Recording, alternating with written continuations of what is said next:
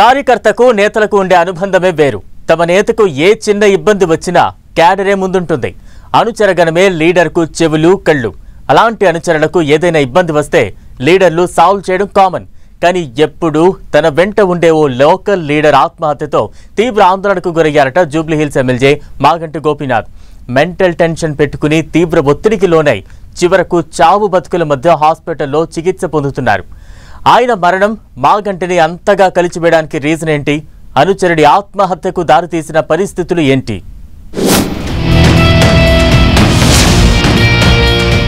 అనుచరుడు దూరం కావడం మాగంటిని కలిచివేసిందా? పార్టీ నేత ఆత్మహత్యను ఎమ్మెల్యే తట్టుకోలేకపోయారా? ఆవేదన ఒత్తిడితోనే మాగంటి ఆస్పత్రి పాలయ్యారా?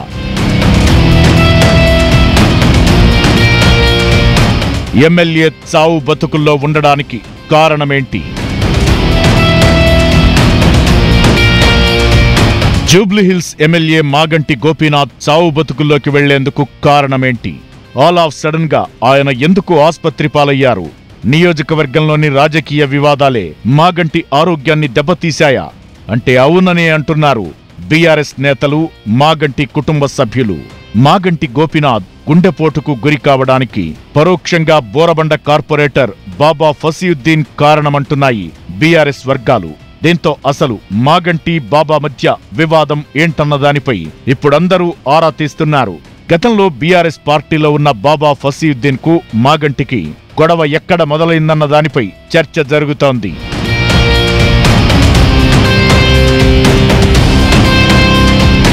వారం రోజుల క్రితం బోరబండలో ఓ దారుణం జరిగింది. బీఆర్ఎస్ కు చెందిన మైనారిటీ లీడర్ సర్దార్ ఆత్మహత్య చేసుకున్నాడు. ఆయన బలవన్మరణానికి కారణం బాబా ఫసీయుద్దీనే అంటూ ఆరోపణలు వెల్లువెత్తాయి. బాబా ఫసీయుద్దీన్ వేధింపులు తట్టుకోలేకే సర్దార్ ఆత్మహత్యకి పాల్పడ్డాడంటూ పోలీసులకు ఫిర్యాదు చేశారు. బాబాపై ఎఫ్ఐఆర్ కూడా నమోదు చేశారు పోలీసులు. సర్దార్ ఇంటిని కూల్చేందుకు ఫసీయుద్దీన్ ప్రయత్నించాడని, అందుకే మనస్తాపానికి గురై సర్దార్ ఆత్మహత్య చేసుకున్నట్లు ఆరోపిస్తున్నారు. సర్దార్ ఎమ్మెల్యే మాగంటి గోపీనాథ్ ప్రధాన అనుచరుడు. నిత్యం ఆయన వెంటే ఉండే సర్దార్ మాగంటి కుటుంబంలో ఓ సభ్యుడైపోయారు. అలాంటి సర్దార్ మరణం మాగంటిని కుంగదీసిందని చెబుతున్నారు గులాబీ పార్టీ నేతలు. సర్దార్ బలవన్మరణంతో మాగంటి తీవ్ర మనోవేదనకు గురయ్యారట. సర్దార్ను తలచుకుంటూ 4-5 రోజులుగా మాగంటి తీవ్ర ఆవేదన చెందారని, సర్దార్ చనిపోయిన రోజంతా ఆయన ఇంటి వద్దే ఉన్నారని చెబుతున్నారు కుటుంబ సభ్యులు.